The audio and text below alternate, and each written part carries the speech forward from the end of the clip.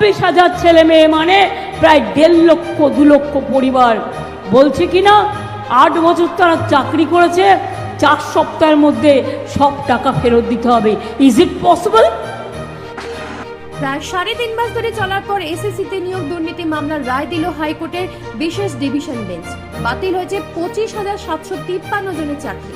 এসএসসির মাধ্যমে group C, group D কর্মী নিয়োগের পাশাপাশি নবম, দশম ও একাদশ দ্বাদশের শিক্ষক নিয়োগেও দুর্নীতি একাধিক অভিযোগ ওঠে।